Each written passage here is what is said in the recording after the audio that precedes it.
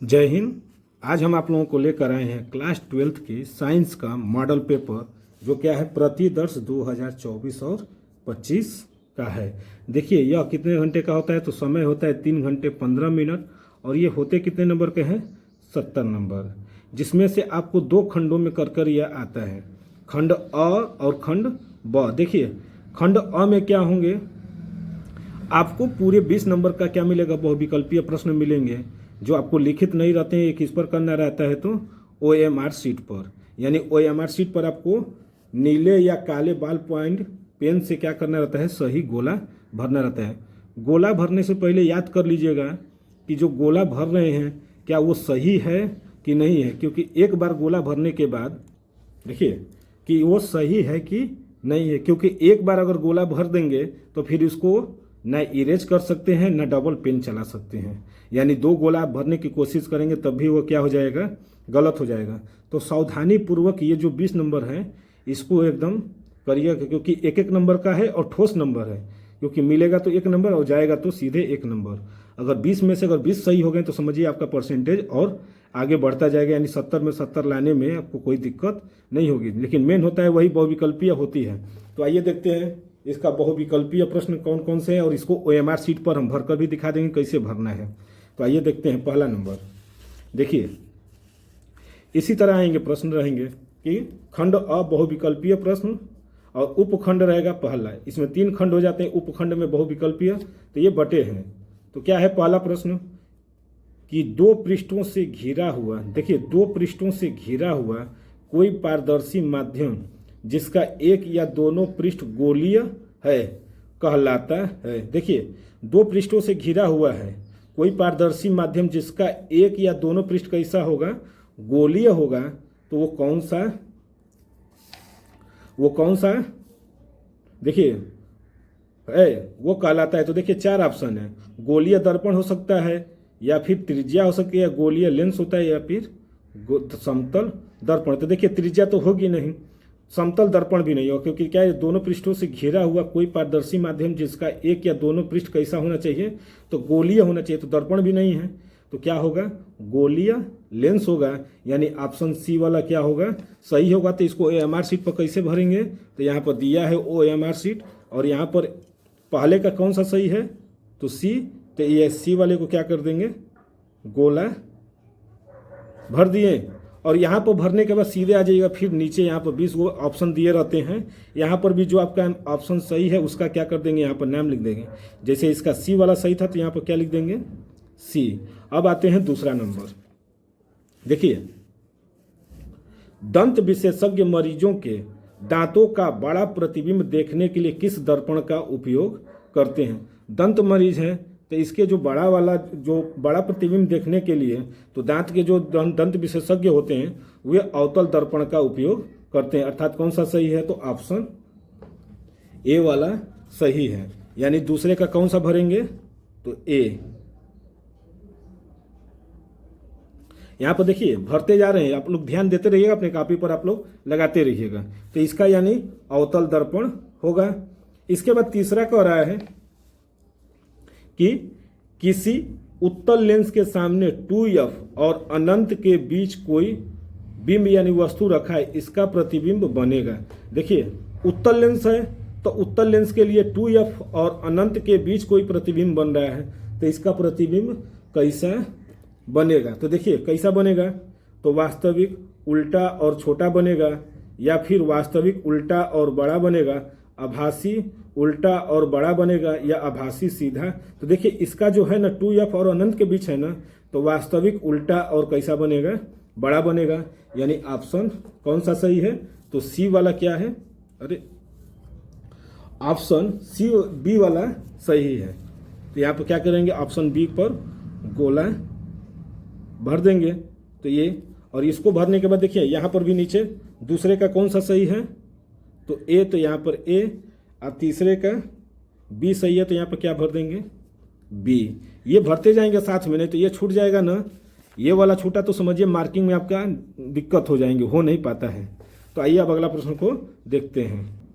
देखिए अगला कह रहा है कि मानव नेत्र अभिलेंस नेत्र की फोकस दूरी को समायोजित करके विभिन्न दूरियों पर रखी वस्तुओं को फोकसित कर सकता है। ऐसा हो पाने का कारण है, देखिए मानव नेत्र अभिलेंस लेंस की क्या है, फोकस दूरी को समायोजित करके विभिन्न दूरियों को रख सकता है।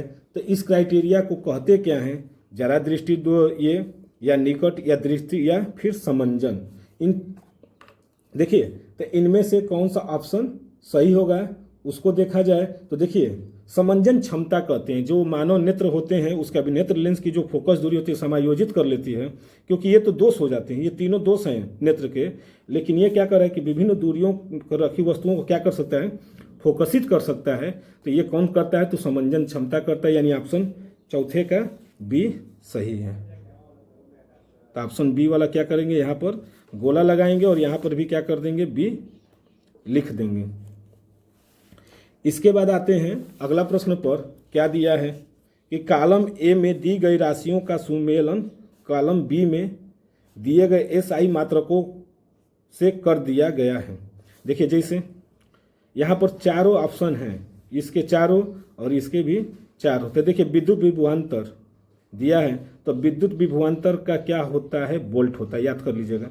विद्युत विभवांतर यानी वोल्ट, विद्युत धारा का मात्रक एम्पियर। देखिए पहले का किससे होना चाहिए, तो चौथा दिख रहा है, देख रहे हैं ना, यहाँ पर ये ऑप्शन में आपको कुछ खुद देखना पड़ता है कि विद्युत विभवांतर है किसके साथ जाएगा, वोल्ट के साथ, विद्युत धारा है एम्पियर के साथ, विद्युत शक्ति है ओम, और प्रतिरोध किससे हो जाएगा, अरे विद्युत शक्ति वाट और प्रतिरोध ओम। तो यहाँ पर देखेंगे कि पहला जो है किसके साथ है, चौथा, दूसरा किसके साथ है, तो पहला विद्युत धारा का मात्रक, ये विद्युत शक्ति का मात्रक, ये देख रहे हैं, और प्रतिरोध का मात्रक ओम, यानी ऑप्शन डी वाला क्या है, सही है। तो यहाँ पर ऑप्शन डी को क्या करेंगे, लगा देंगे, यानी पांचवें का कौन सा सही हो जाएगा, तो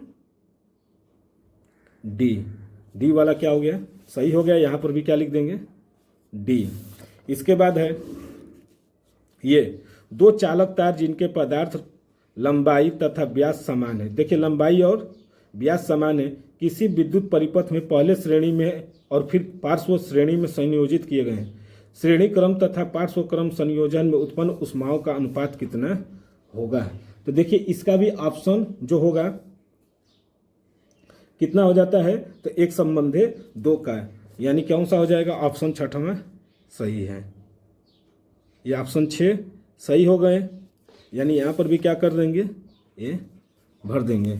इसके बाद आते हैं ये, किसी विद्युत धारावाही सीधी परिनालिका के भीतर चुंबकीय क्षेत्र शून्य होता है, इसके सिरे की ओर होता है, इसके सिरे की ओर जाने पर बढ़ता है, या सभी बिंदुओं पर क्या हो जाता है, समान हो जाता है। तो देखिए किसी विद्युत धारावाही सीधी परिनालिका के भीतर चुंबकीय क्षेत्र क्या हो जाते हैं, सभी बिंदुओं पर समान रहते हैं, यानी ये क्या हो जाएंगे, ऑप्शन डी वाला सही है। सातवां का कौन सही है, तो डी, सभी बिंदुओं पर क्या हो जाते हैं, समान होते हैं। तो यहाँ पर भी क्या कर देंगे, डी भर देंगे। जो यहाँ पर भरेंगे वही काम यहाँ पर भी करना होगा आप लोगों को, तब जाकर सही आंसर माना जाएगा।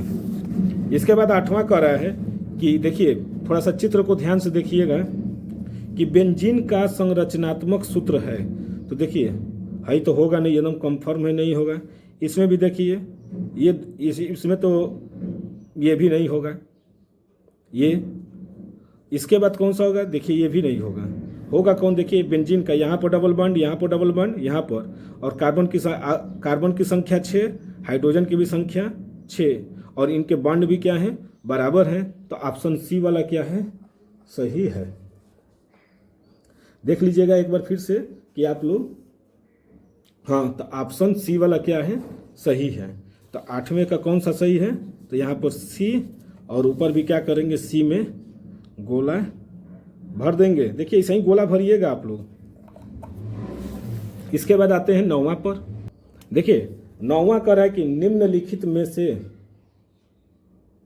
सजातीय श्रेणी है, तो कौन सा सही है सजातीय श्रेणी में, तो देखिए CH4 और C2H6 ये दोनों तो एल्केन हो गए, CH3OH ये एल्कोहल हो गया और ये ओइक हो गया। तो ये होगा नहीं क्योंकि दोनों अलग अलग हैं, यहाँ पर ये बेंजीन है तो यहाँ पर मेथेनॉल है, ये भी नहीं होगा। देखिए एक मिला है अभी एल्केन, दोनों एल्केन एल्केन है, और यहाँ पर मेथिल एल्कोहल और ये है एथिल एल्कोहल यानी एल्कोहल समूह का है। तो ये और ये यानी पहला और चौथा क्या है, सही है। तो ऑप्शन में देखते हैं कौन कौन सा सही है। पहला दूसरा होगा नहीं, पहला चौथा। देखिए हाँ, पहला है एल्केन और दूसरा है एल्कोहल समूह का, यानी ऑप्शन बी वाला क्या है, सही है। तो 9वां का कौन सा लगाएंगे, बी नंबर, और यहां पर भी क्या लिख देंगे, बी। ये हो गया।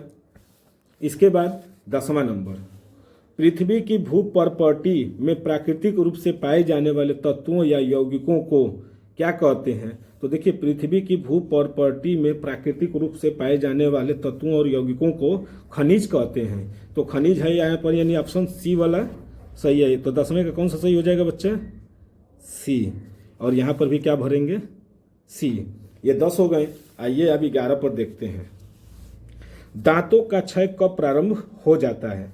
तो मुंह का पीएच 5.5 से अधिक हो जाए, या मुंह का पीएच 5.5 से कम हो जाए, या मुंह का पीएच 7 होने पर यानी में से कम।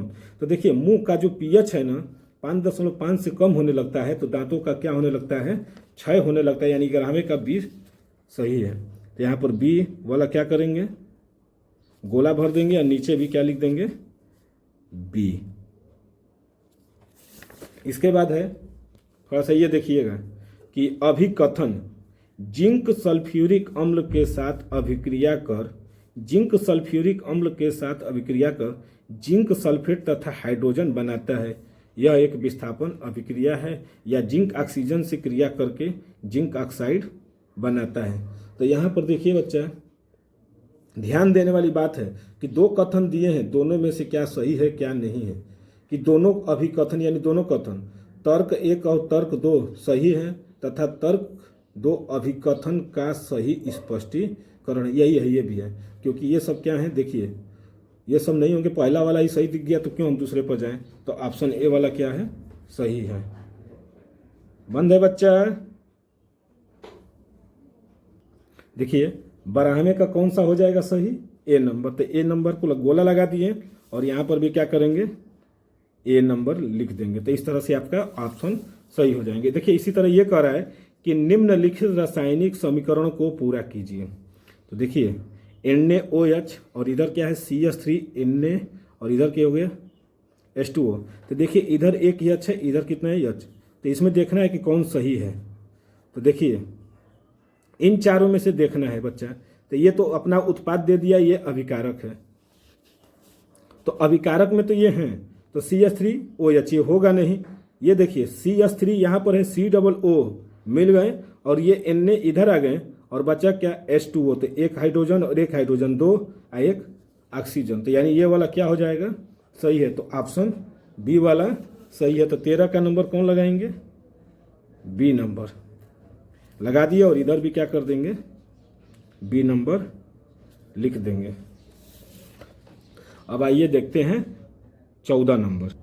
देखिए 14 नंबर कह रहा है कि अंतः श्वसन के दौरान वायु प्रवाह का सही मार्ग कौन सा होगा।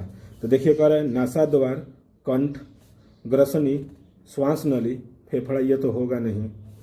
नासा मार्ग, नासा द्वार, श्वास नली ये पहले आ जाता है, ये ग्रसनी बाद में, तो ये भी नहीं होगा।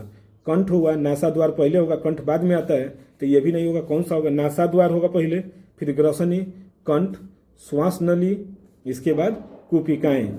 ऑप्शन डी वाला क्या है, सही है। तो यहाँ पर 14 का कौन सा लगाएंगे बच्चा, तो डी ये, और नीचे भी क्या कर देंगे, डी।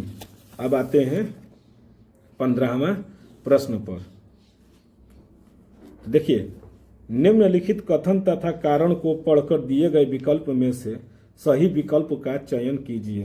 कथन कह रहा है क्या, पिता से प्राप्त क्रोमोसोम यानी गुणसूत्र से बच्चों के लिंग का निर्धारण होता है।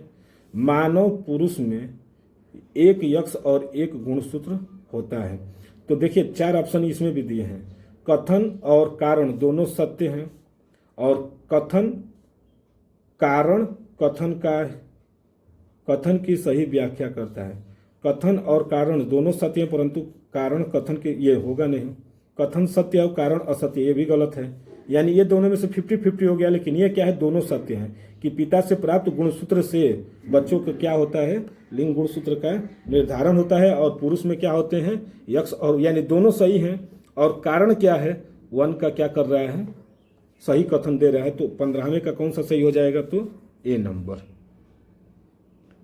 ए नंबर पर गोला भर दिए। इसके बाद आइए देखते हैं ये 16 नंबर। तो 16 नंबर का थोड़ा सा फिगर आप लोग ध्यान से देख लीजिएगा बच्चा, और इसमें ऑप्शन भी लगा दिए कि कौन सही है, सी नंबर। सीधी बात है, ये ऑप्शन देखना है कि कौन सही है। देखिए ये उल्टा हो रहा है और ये इधर, तो देखिए ये देखना है कि जा किधर रहे हैं। तो देखिए ये दोनों इधर जा रहे हैं तो होगा नहीं, लेकिन ये तो ये और ये दोनों एकदम नहीं होंगे, क्योंकि दोनों क्या है, विपरीत हैं। लेकिन ये क्या है, आवेगों का क्या होता है, प्रवास सही ढंग से हो रहा है। तो इसीलिए क्या है, ऑप्शन सी वाला सही है। तो 16 का कौन सही है,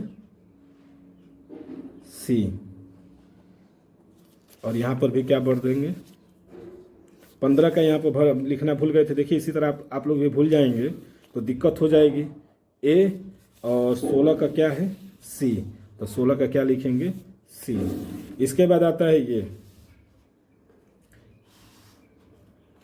कि थायरॉक्सिन के बारे में कौन सा कथन सही नहीं है। थायरॉक्सिन एक संश्लेषण के लिए लौह आवश्यक है, ये तो सत्य है। यह शरीर में कार्बोहाइड्रेटों, प्रोटीनों और वसा के उपापचय का नियमन करते हैं, ये भी सही है।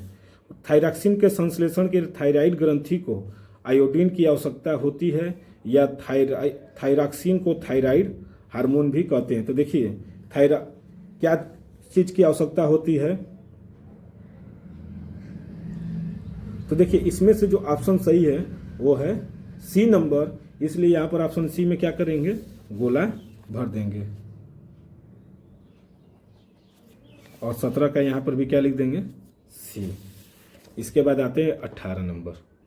देखिए 18 नंबर का ये फिगर देख लीजिए आप लोग, और क्या रहा है कि ए बी सी किस क्रम में है, यानी ए बी और सी।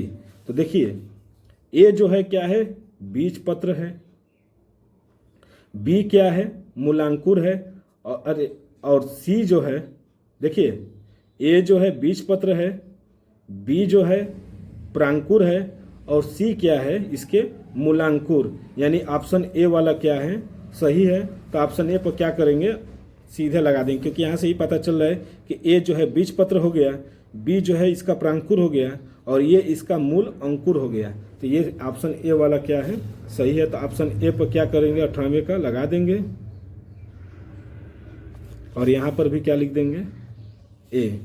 इसके बाद आता है 19वां नंबर कि जनन की अलैंगिक विधि से उत्पन्न संतति में परस्पर अधिक समानता होती है, क्योंकि अलैंगिक जनन में ही केवल एक जनक भाग लेता है, ये तो सत्य है, ये पूरी तरह से सत्य है। अलैंगिक जनन में युग्मक शामिल नहीं होते हैं, देखिए ये भी सही है। अलैंगिक जनन लैंगिक जनन से पहले होता है, ये गलत है। अलैंगिक जनन लैंगिक जनन के बाद होता है, ये दोनों ऑप्शन क्या है, सही गलत है। लेकिन कौन सही है, दोनों, ये पहला और दूसरा क्या है। तो 19वें का कौन सा सही हो जाएगा, पहला। तो ये भरेंगे 19 का पहला नंबर, और फिर क्या डाल देंगे नीचे भी ए नंबर। इसके बाद आता है, देखिए एक आहार श्रृंखला में तीसरे पोषी स्तर पर हमेशा कौन रहता है, तो मांसाहारी रहता है, सीधी बात है। तो यहाँ पर ऑप्शन ए वाला क्या है, सही है। तो ऑप्शन ए पर क्या कर देंगे, सही गोला लगा देंगे, और ये भी ए नंबर। इस तरह से ये देख रहे हैं आपको 20 जो है ऑप्शन को क्या किए, यहाँ इसे गोला भर दीजिएगा। ये भरने के बाद यहाँ पर आप लोग अपना सिग्नेचर करना मत भूलिएगा, क्योंकि इससे पता चलेगा कि आप लोग का कौन सा यहाँ पर प्रश्न पत्र मार्क है। ये 2 चीज़ें ही भरना है एग्जाम हॉल में, ये तो बाकी सब एग्जामिनर करेंगे। वो करने के बाद आप क्या करेंगे, यहाँ पर उसका आंसर लिख लेंगे, और फिर से यहाँ पर अपना सिग्नेचर, और यहाँ पर भी प्रश्न पत्र मार्का लिखना जरूरी रहता है। तो ये हो गए। अब आते हैं वर्णात्मक प्रश्न, यानी खंड ब में जो आप क्या करेंगे, हम लोग उत्तर पुस्तिका आप लोगों को मिलेंगे, उस पर लिखना है। तो आइए उसको भी आप देखते हैं।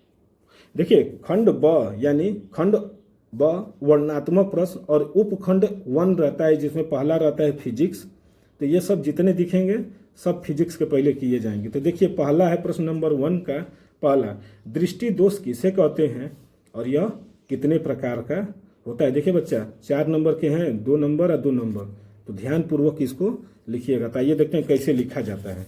तो पहले तो इतना आपको लिखना पड़ेगा कॉपी पर। खंड ब, वर्णनात्मक प्रश्न। उपखंड कौन सा था, तो पहला, तो यहाँ पर उपखंड पहला, प्रश्न संख्या 01। तो देखिए इसका उत्तर इसे लिखा जाएगा। क्या कहता है कि दृष्टि दोष कहते किसे हैं, जब आंखों द्वारा लेंस की फोकस दूरी की समायोजित करने की क्षमता क्या हो जाती है, क्षीण हो जाती है। यानी जो आंखों की जो लेंस की जो समंजन क्षमता होती है वो कम होने लगती है, जिससे वस्तु स्पष्ट नहीं दिखाई देता है। इसे ही क्या कहते हैं, दृष्टि दोष कहते हैं। और स्वस्थ मनुष्य 25 सेंटीमीटर से लेकर अनंत तक वस्तु को क्या कर सकता है, देख सकता है। ये पूरा आपको क्या करेगा, 2 नंबर मिलेगा, इतना लिखेंगे। तो इसके बाद पूछा है कि दृष्टि दोष के प्रकार। तो दृष्टि दोष के 3 प्रकार होते हैं। देखिए ऐसा ही लिखना होगा बच्चा, कापी पर्याप्त रहेंगी, थोड़ा साफ साफ और अच्छे से लिखिएगा। तो इसमें पहला है निकट दृष्टि दोष, दूसरा है दूर दृष्टि दोष और तीसरा है जरा दृष्टि दोष। ये दोषों के प्रकार पूछा था, इसका वर्णन करने के लिए नहीं पूछा था, तो आप लोग वर्णन करने की जरूरत नहीं है। इसके बाद देखते हैं दूसरा प्रश्न इसका पहले का। देखिए पहले का दूसरा कह रहा है कि हमें आकाश में इंद्रधनुष केवल वर्षा के पश्चात ही क्यों दिखाई देता है। ये भी कितने नंबर के मिलेंगे, तो 2 नंबर। तो देखिए आकाश में हमें इंद्रधनुष केवल वर्षा के बाद ही क्यों दिखाई देता है, तो देख लेते हैं उसको भी कैसे लिखेंगे। इसी तरह प्रश्न संख्या 01 का दूसरा, वर्षा के बाद वातावरण में उपस्थित वर्षा की बूंदें एक प्रिज्म के रूप में क्या करती हैं, काम करती हैं। जैसे वर्षा की जो बूंद होती है एक प्रिज्म के रूप में काम करती हैं और अपवर्तित और बिखरती हैं, यानी दोनों होती हैं, अपवर्तित भी होती हैं और बिखरती हैं, और आंतरिक रूप से सूर्य के प्रकाश को प्रतिबिंबित करती हैं, जिसका अंतिम परावर्तन होता है। तो देखिए फैलाव और आंतरिक प्रतिबिंब का पूरा क्रम आकाश में वर्षा के बाद इंद्रधनुष के निर्माण करता है। इंद्रधनुष का क्या कर देता है, यहीं पर निर्माण कर देता है। तो ये आपको कितने नंबर के मिलेंगे, 2 नंबर। इसी तरह ही लिखना होगा। इसका स्क्रीनशॉट लेना चाहें तो ले सकते हैं, क्योंकि ये बहुत ही इंपॉर्टेंट प्रश्न है। इसके बाद आते हैं दूसरा प्रश्न। देखिए उत्तल लेंस को अभिसारी लेंस क्यों कहा जाता है। यानी उत्तर लेंस को जो अभिसारी, तो अभिसारी का मतलब होता है कि कितने भी प्रकाश किरण आएंगी उनको एक जगह क्या करेगा, बटोर कर रखेगा, उसी को अभिसारी कहते हैं। तो उत्तर लेंस में क्या होते हैं, यही क्रिया होती है, इसलिए इसको क्या बोला जाता है, अभिसारी लेंस। तो देखिए इसको कैसे लिखेंगे, ऐसे पूरा लिख देंगे कि उत्तर लेंस को अभिसारी लेंस इसलिए कहा जाता है क्योंकि यह प्रकाश की समांतर किरणों को क्या करता है, एक बिंदु पर मिलाता है, इसलिए यह क्या है, अभिसारी लेंस है। देखिए मुख्य अक्ष के समांतर सभी किरणें तो आ रही हैं लेंस पर, लेकिन आने के बाद जो उसके बाद क्या हो जा रही हैं, एक बिंदु यह पर आकर क्या हो जा रही हैं, मिल जा रही हैं, इसलिए इसे क्या बोला जाता है, अभिसारी लेंस बोला जाता है। इसके बाद इसका दूसरा प्रश्न है। इसका दूसरा प्रश्न है कि अवतल दर्पण तथा उत्तल दर्पण के उपयोग लिखिए। देखिए ये भी 2 नंबर के मिलेंगे आपको। अवतल दर्पण और उत्तल दर्पण का क्या उपयोग होते हैं, तो दोनों का अलग अलग से आपको बताना पड़ता है। तो देखिए क्या लिखेंगे, प्रश्न संख्या 02 का दूसरा यही पूछा है। तो पहले लिखेंगे अवतल दर्पण के उपयोग। तो देखिए अवतल दर्पण का उपयोग कहाँ कहाँ होता है, कि अवतल दर्पण का उपयोग दूरबीन में, टेलीस्कोप में, सौर कुकर में, मेकअप दर्पण में, हेडलाइट, सेविंग कांच और दंत चिकित्सा में क्या किया जाता है, इसका उपयोग किया जाता है। इतने किए जाते हैं। और ये क्या होते हैं, उत्तल दर्पण का उपयोग कहाँ होता है, कि उत्तल दर्पण का उपयोग कार के साइड मिरर में, धूप के चश्मे, सुरक्षा दर्पण, यानी वो बोलते हैं इस समय सुरक्षा दर्पण, यानी उसको बोला जाता है जिस समय जो आ रहे हैं क्या बोलते हैं, कैमरा में, आवर्धक चश्मे और आउटडोर निगरानी प्रणाली में क्या किया जाता है, इसका उपयोग किया जाता है। देखिए ये दोनों का आंसर इम्पॉर्टेंट है। देखिए ये अवतल दर्पण का उपयोग और उत्तल दर्पण का उपयोग। अब देखते हैं प्रश्न नंबर 3। देखिए प्रश्न नंबर 3 क्या कह रहा है, पहला नंबर, किसी 4 ओम प्रतिरोधक से प्रति सेकंड 100 जूल ऊष्मा उत्पन्न हो रही है। प्रतिरोधक के सिरों पर विभवांतर ज्ञात कीजिए। देखिए प्रतिरोध दिया है यानी 4 ओम दे दिया है, आर का मान दिया है, या समय का मान दिया प्रति सेकंड यानी 1 सेकंड, और यच का मान दिया है 100 जूल। तो क्या पूछा है, विभवांतर पूछा है। तो इसका फार्मूला पहले जो जो दिया है उसके बारे में लिख दिया जाए। तो देखिए प्रश्न संख्या 3 ऐसे लिखेंगे, दिया है क्या क्या दिया है, प्रतिरोध दिया था आर बराबर 4 ओम, समय दिया है प्रति सेकंड यानी 1 सेकंड, उष्मा यच कितना हुआ 100 जूल, और क्या पूछा है विभवांतर भी बराबर वाट। तो सूत्र होता क्या है, यच बराबर v square by r into t, v square by r into t, ये क्या होता है सूत्र होता है। तो जब सूत्र ये है तो भी से हम निकाला जा सकते हैं यहाँ से। तो देखिए सबका मान रख देंगे, क्या यच का मान दिया था 100, वी स्क्वायर जस का तस क्योंकि ये पूछा है, और समय टी दिया है 1 सेकेंड, और ये आर का मान दिया है 4 ओम। तो देखिए ये क्या करेंगे, इसको इधर ले गए तो कितना हो जाएगा 400 ओम, आइए भी में वी स्क्वायर में 1 का करेंगे तो क्या हो जाएगा वी स्क्वायर। तो ये देखिए इसको क्या कर देंगे, अब करनी में कर देंगे 400, इसका जब वर्गमूल निकालेंगे तो कितना आ जाएगा 20 वोल्ट, यानी आंसर कितना हो गया 20 वोल्ट। यानी विभवांतर कितने आ गए, ये विभवांतर है, विभवांतर कितना आ गया बच्चा, तो 20 वोल्ट, ये आपका आंसर हो गया। इसी तरह इसका बताया जाए दूसरे का, तीसरे का दूसरा प्रश्न। तो देखिए क्या कह रहा है कि 20 ओम प्रतिरोधक की कोई विद्युत स्थिति, देखिए 20 ओम आर दिया है, स्थिति 5 एम्पियर यानी एम्पियर है ना, तो आई का मान 5 एम्पियर 30 सेकेंड में उत्पन्न उष्मा क्या करना है, परिकलित करना है। देखिए आर दिया है, आई दिया है, समय दिया है, और क्या पूछा है यच। तो इसको भी लगाया जाए।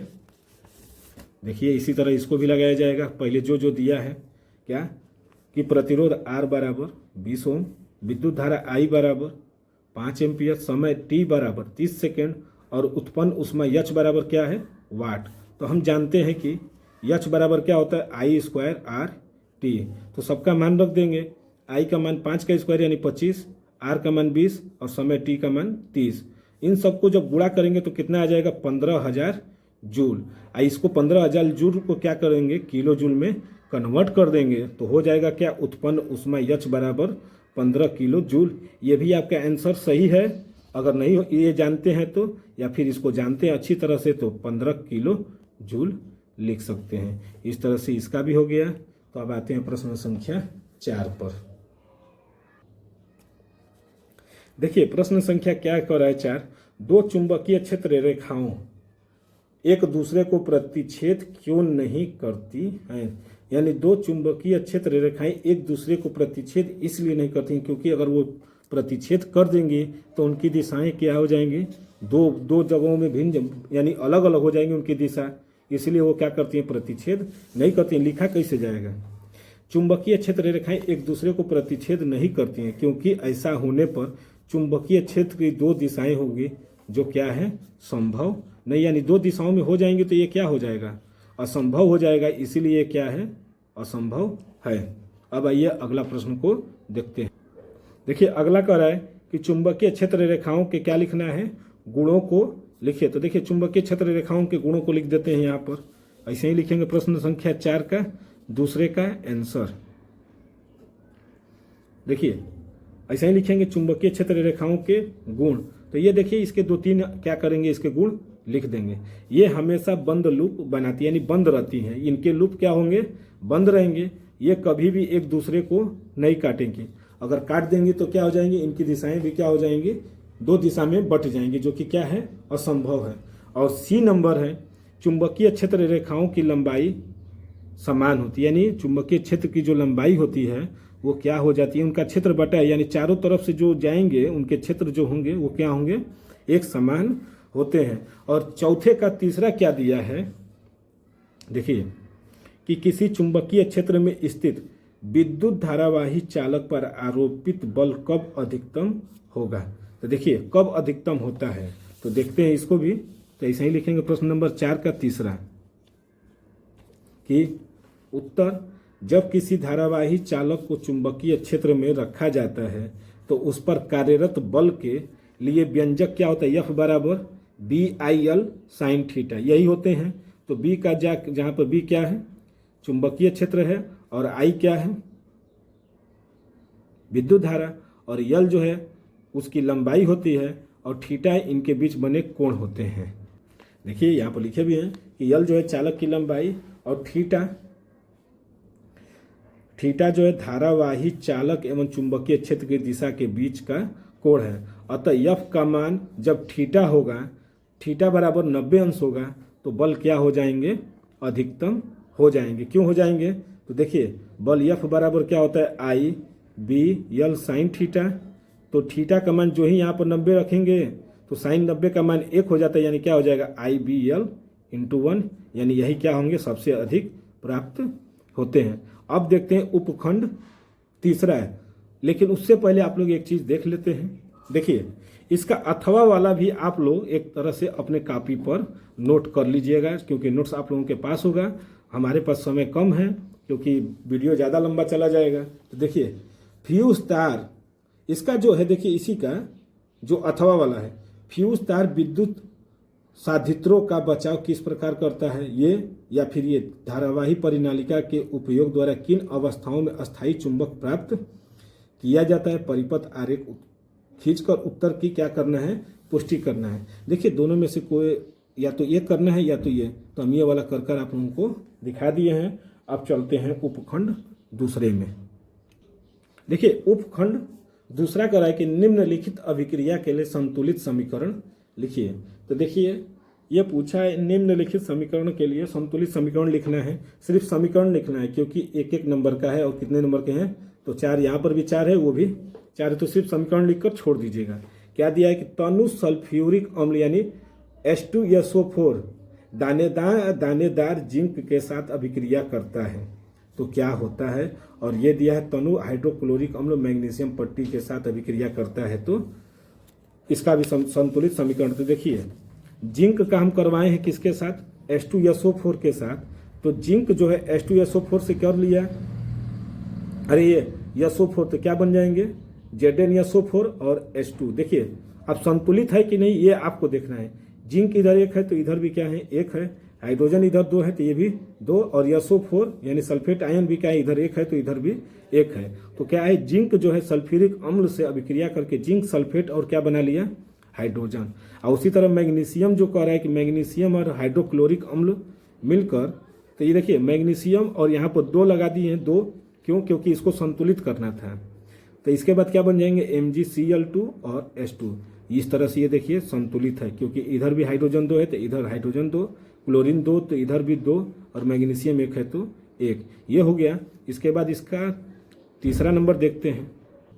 देखिए अगला कर रहा है नाइट्रोजन हाइड्रोजन गैस से संयोग करके अमोनिया बनाता है।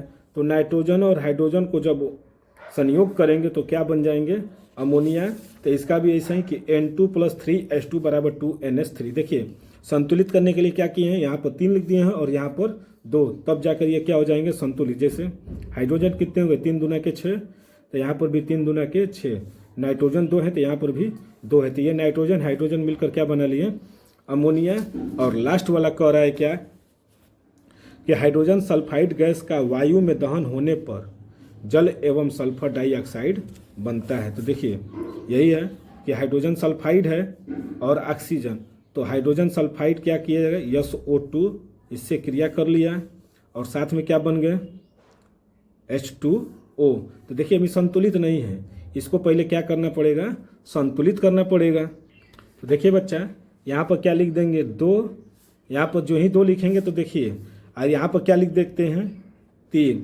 तो देखिए 3 दूना के 6, ये 2 दूना के 4, तो यहाँ पर भी क्या करेंगे, 2 लिख देंगे। तो देखिए हाइड्रोजन की संख्या क्या हो गई, अब संतुलित हो गई, और ऑक्सीजन की संख्या इधर 2, और यहाँ पर भी क्या लिख देंगे, 2, तो 2 दूना के 4, और सल्फर की भी संख्या क्या हो गई, अब बराबर हो गई। तो इस तरह से क्या करना पड़ता है, संतुलित करना पड़ता है, यानी हाइड्रोजन सल्फाइड हो गया और ऑक्सीजन जल और सल्फर डाइऑक्साइड। अब देखते हैं प्रश्न संख्या 6 पर। देखिए प्रश्न संख्या 6 क्या कर रहा है कि प्लेटिनम, सोना एवं चांदी का उपयोग आभूषण बनाने के लिए क्यों किया जाता है। इसका आंसर देख लेते हैं कि देखिए प्रश्न संख्या क्या लिखेंगे, 6 और हम इसी तरह लिख देंगे कि प्लेटिनम Pt, Au सोना और Ag मतलब सिल्वर का इस्तेमाल आभूषण बनाने में किया जाता है। क्यों किया जाता है? क्योंकि ये कम प्रतिक्रियाशील धातु हैं, इनमें जंग लगने की संभावनाएं भी क्या होती हैं?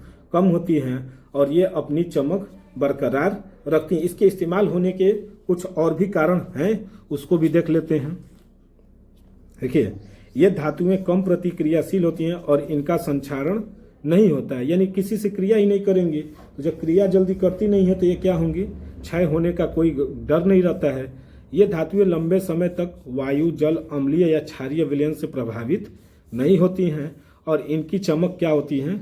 बहुत तेज होती हैं। इसलिए इनको क्या किया जाता है? आभूषण बनाने में किया जाता है। देखिए, अगला प्रश्न दे रहा है कि निष्कर्षण प्रक्रम में कार्बोनेट एवं सल्फाइड अयस्क को ऑक्साइड में परिवर्तित किया जाता है, इसका कारण बताइए। तो इसका कारण भी लिख लेते हैं। देखिए, इसी तरह लिखेंगे प्रश्न संख्या 6 का दूसरा। निष्कर्षण प्रक्रम में कार्बोनेट और सल्फाइड अयस्क को ऑक्साइड में इसलिए बदला जाता है क्योंकि धातु का निष्कर्षण इनके ऑक्साइड से क्या हो जाते हैं? आसान हो जाते हैं। इसे ही लिखना है। और इसके पीछे की वजह क्या हो सकती है? तो यही है कि धातु के ऑक्साइड से धातु प्राप्त करना उसके सल्फाइड और कार्बोनेट की तुलना में ज़्यादा आसान है। धातु के ऑक्साइड से धातु को प्राप्त करना क्या हो जाता है? आसान हो जाता है सल्फाइड और कार्बोनेट की तुलना में। इससे धातु के यौगिक के अपचयन में क्या हो जाती है? आसानी हो जाती है। और तीसरा है, इससे अयस्कों की नमी क्रिस्टलन जल अलग हो जाते हैं और अयस्क क्या हो जाते हैं? सूक्ष्म प्राप्त होते हैं। ये हो गए प्रश्न नंबर 6। अब इसका आखिरी वाला प्रश्न देखते हैं, प्रश्न संख्या 7। देखिए, क्या बोला है कि ससंयोजी आबंध किसे कहते हैं? ससंयोजी आबंध के 2 लक्षण बताइए। यानी देखिए, क्या होते हैं ससंयोजी बंध? तो आप लोग पहले क्या करिएगा, इस तरह से इसका पहले वो लिख लीजिएगा, प्रश्न संख्या 6, और हेडिंग डाल लीजिए। तो क्या होता है ससंयोजी बंध? 2 परमाणुओं के मध्य इलेक्ट्रॉन युग्म के साझे के द्वारा बने हुए बंध को ससंयोजी आबंध कहते हैं तथा इससे बना यौगिक ससंयोजी यौगिक कहलाता है। ये तो उसका परिभाषा पूछा था। अब इसका क्या पूछा है कि 2 लक्षण बताइए, तो उसके 2 लक्षण को भी देख लेते हैं। देखिए बच्चा, 2 ससंयोजी आबंध के 2 लक्षण हैं कि ये सामान्य दशा में द्रव और गैस में पाए जाते हैं, ये यौगिक जल में घुलनशील होते हैं और सामान्यतः विद्युत के क्या होते हैं? ये कुचालक होते हैं। और इसके बाद आता है अगला प्रश्न 7वें का दूसरा कि ये दोनों का IUPAC नाम पूछना है। निम्नलिखित यौगिकों के IUPAC नाम लिखिए। तो इसका क्या नाम हो सकता है? देखिए, CHO है ना, तो एल जुड़ा है, यानी कितने कार्बन है? 1 2 3, तो ये हो जाएगा प्रोपेनाइल। और ये हो जाएगा ओन ग्रुप है RCOR, यानी ओन है, तो CH3CO CH3 कितने कार्बन? 1 2 3, तो प्रोपेन धन ओन, तो प्रोपेनोन हो जाता है। तो इसको लिखेंगे किस तरह? तो इस तरह क्या करिएगा, इसको लिख दीजिएगा क्या? CH3 CH2 CHO प्रोपेनाइल, और इसका हो जाएगा प्रोपेनोन। अब आते हैं अगला प्रश्न इसका कि कठोर जल को साबुन से उपचारित करने पर झाग के निर्माण को समझाइए।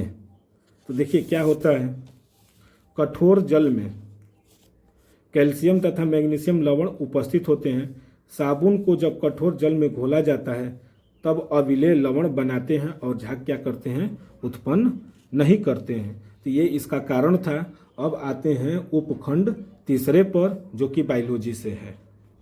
देखिए, उपखंड कर रहा है तीसरे का, ये जो है कि प्रश्न संख्या 8, जैव निम्नीकरणीय और गैर जैव निम्नीकरणीय पदार्थों के बीच अंतर बताइए और इनके उदाहरण भी दीजिए। देखिए, पहले अंतर बताएंगे और इनके उदाहरण, तो आइए उसको भी देख लेते हैं। देखिए, उपखंड तीसरा का प्रश्न संख्या 8, अंतर पूछा है तो एक तरफ लिखेंगे जैव निम्नीकरणीय पदार्थ और दूसरी तरफ क्या होगा? अजैव निम्नीकरणीय पदार्थ। तो देखिए, जैव निम्नीकरणीय में क्या होते हैं कि जैव निम्नीकरणीय पदार्थों का जैविक कारकों द्वारा अपघटन हो जाता है, जबकि अजैव निम्नीकरणीय पदार्थों का जैविक कारकों द्वारा अपघटन नहीं होता है। इसी तरह इसका दूसरा जो है कि जैव निम्नीकरणीय पदार्थों को बायोडिग्रेडेबल भी कहते हैं और इसे नॉन बायोडिग्रेडेबल भी कहा जाता है। और देखिए जैव निम्नीकरणीय के जो उदाहरण होते हैं, पौधे, जानवरों का क्या होता है और उनका कचरा होता है, जबकि अजैव निम्नीकरणीय में क्या होते हैं, प्लास्टिक की बोतल, धातु के टुकड़े। देखिए जैव निम्नीकरणीय का मतलब होता है कि जिसका अपघटन किया जा सकता है, यानी बाद में फिर कोई भी अगर बेकार पदार्थ है उसको फिर से उसका अपघटन करके फिर यूज किया जा सके, उसे कहते हैं। जबकि प्लास्टिक को क्या किया जाता है, दोबारा यूज नहीं होता है, इनको क्या कर दिया जाता है, फेंक दिया जाता है। तो ये इसके क्या है, प्रश्न संख्या 8वें का ये जो पूरा आंसर है। अब चलते हैं प्रश्न संख्या 9 पर। देखिए प्रश्न संख्या 9 क्या कहता है, ये कि इसके निम्नलिखित चित्र में अंतःस्रावी ग्रंथियों को नामांकित कीजिए। तो ये पूछा है, तो कैसे इसको लिखेंगे ये देख लेते हैं।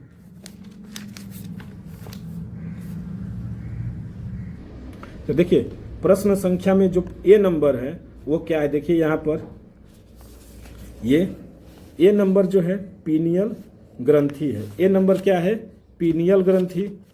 बी नंबर है पीयूष ग्रंथि।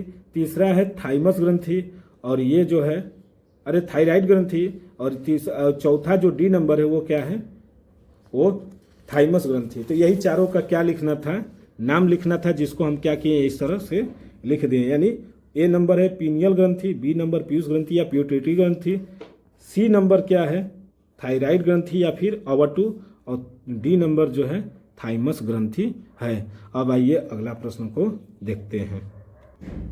देखिए 10वां कह रहा है कि निम्नलिखित गद्यांश को पढ़कर प्रश्नों के उत्तर दीजिए। ये 4 नंबर के हैं। तो देखिए क्या है गद्यांश, कि इसकी व्याख्या इस तथ्य में निहित है कि मानव के सभी गुणसूत्र पूर्ण रूपेण युग्म नहीं होते हैं। मानव में अधिकतर गुणसूत्र माता और पिता के गुणसूत्र के क्या होते हैं, प्रतिरूप होते हैं। इनकी संख्या 22 जोड़ी होती हैं, परंतु एक युग्म जिसे लिंग गुणसूत्र कहते हैं, जो सदा पूर्ण जोड़े में नहीं होते हैं। स्त्री में गुणसूत्र का पूर्ण युग्म होता है और दोनों यक्ष और यक्ष कहलाते हैं, लेकिन पुरुष नर में यह जोड़ा परिपूर्ण जोड़ा नहीं होता है, जिसमें एक गुणसूत्र सामान्य आकार का यक्ष तथा दूसरा गुणसूत्र छोटा होता है, जिसे वाई गुणसूत्र कहते हैं। अतः स्त्रियों में यक्ष यक्ष और पुरुषों में यक्ष वाई होता है। क्या अब हम यक्ष और वाई का वंशानुगत पैटर्न पता कर सकते हैं? तो पहला है कि लिंग निर्धारण वंशानुगत कैसे होते हैं। तो लिंग निर्धारण जो वंशानुगत होते हैं उसमें क्या होते हैं, और एक पूछा है मानव में बच्चे का लिंग निर्धारण कैसे होता है, दोनों बताना है। तो देखिए इसको लिखेंगे कैसे ये देखना है। तो देखिए लिखेंगे 10 नंबर का पहला, मनुष्य में लिंग निर्धारण वंशानुगत प्रक्रिया में पुरुष और महिला के गुणसूत्रों का योगदान होता है। लिंग निर्धारण के लिए यक्ष वाई गुणसूत्र क्या होते हैं, जिम्मेदार होते हैं, क्योंकि एक में तो क्या पाए जाते हैं यक्ष यक्ष और दूसरे में क्या पाए जाते हैं यक्ष वाई। वही वाई जो होता है जब मिलते हैं तो लड़के हो जाते हैं और यक्ष यक्ष मिलते हैं तो हो जाती हैं लड़कियां। इसके बाद आते हैं प्रश्न नंबर 10वें का दूसरा क्या कहता है उसको भी देखते हैं। तो देखिए बच्चा 10वां कह रहा है कि मानव में बच्चे का लिंग निर्धारण कैसे होता है। तो सिंपल सी इसका वो बना दीजिएगा स्ट्रक्चर, जैसे ये बना है, ये इसको सिंपल से बना दीजिएगा क्या कि एक तरफ से नर में क्या होते हैं 44 प्लस यक्ष और वाई, और ये मादा 44 प्लस यक्ष यक्ष। तो ये जो होंगे नर का जब होते हैं यानी ये जनक हो गए और ये भी जनक, तो इनका जब अर्धसूत्री विभाजन होता है तो ये 22 प्लस यक्ष हो जाते हैं, ये भी क्या हो जाएंगे 22 प्लस यक्ष, और इनका भी 22 प्लस यक्ष और 22 प्लस यक्ष, और इनका क्या है यहाँ पर बदला है। तो इनका द्विसंकर कराया जाएगा तो क्या बनेंगे, एक में देखिए ये बन गए 44 प्लस यक्ष यक्ष और एक में क्या बन गए 44 प्लस यक्ष वाई। तो इस तरह से क्या हो गए हैं कि मनुष्य में लिंग निर्धारण किया जाता है कि अर्धसूत्री विभाजन के द्वारा। तो इस तरह बना देंगे तो आपको नंबर मिलेंगे। अब आते हैं 11वां प्रश्न पर। देखिए प्रश्न संख्या 11 और अंतिम प्रश्न है। इसके बाद देखा जाएगा अगला पैटर्न को यानी अगले पेपर को कि मानव आहार नाल का आरेख बनाइए और उनमें निम्नलिखित भागों को नामांकित कीजिए, जिसमें से मुख्य जो नाम इसमें दे दिए हैं और भी आप अपना नाम लिख सकते हैं वहाँ पर। तो देखिए कि मुख्य का, ग्रसिका, अमाशय और छोटी आंत ये दर्शाना जरूरी है। तो पहले मानव पाचन तंत्र का क्या करेंगे, चित्र बनाएंगे। तो देखिए बना बनाए हम रखे हैं, तो इसको आपको दिखा देते हैं इस तरह से। और सबका क्या करना है, यहाँ पर नाम लिखना है। तो देखिए क्या बोला है, पहला बोला है मुख, तो मुख पहले लिखेंगे। तो इसका मुख कौन सा होगा, ये वाला इसका मुख हो जाएगा। और इसके बाद बोला है ग्रसिका, तो इसकी ग्रसिका कौन सी होगी ये बताना है। तो देखिए इसकी जो ये ग्रसिका हो जाएंगी यहाँ से, यानी ग्रसनी जिसको बोलते हैं, ग्रसिका ये लिख देंगे।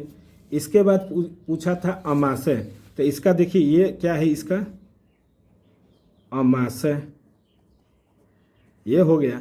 फिर बोला है इसका छोटी आंत, तो देखिए ये क्या है, ये जो जा रहे हैं अमाशय से होते हुए, तो ये क्या हो जाएंगी, छोटी आंत ये हो गए। और सबका नाम हम लिख दे रहे हैं क्योंकि इससे आपको क्या हो जाएगी, एक सुविधा हो जाएगी। देखिए ये इसका क्या है, यकृत है, ये यकृत हो गए। इसके बाद यहीं से जाता है एक, यहीं पर एक छोटा सा पिंड नुमा बना रहता है जिसको कहते हैं पित्ताशय, ये हो गए। ये जो है इसका जो होता है डायफ्राम होता है, ये जो दिख रहे हैं कि ये इसका क्या हो जाएगा, डायफ्राम।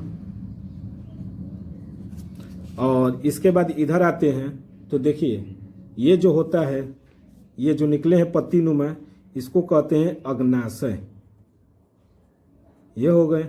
इसके बाद ये आ जाएगा यहाँ पर, देखिए बच्चा ये वाला, तो जिसको बोलते हैं क्या, ये वाले को बड़ी आंत, बड़ी आंत। और इसके बाद ये आते हैं तो कहते हैं मलाशय, और इसको क्या कहते हैं, गुदा द्वार। लास्ट वाले को गुदा द्वार। और इस तरह से ये पूरी तरह से आपका हो गया। तो देखिए इसका जो फिगर ऐसे भी हम कर दिखा दिए आप लोगों को, और या फिर ऐसे। तो इस तरह से ये पूरा जब तक नहीं बनाएंगे तो आपको ये पूरा नंबर नहीं मिलेगा। चित्र तो बोलेगा, लेकिन चित्र के साथ उसका नाम भी लिखना जरूरी होता है।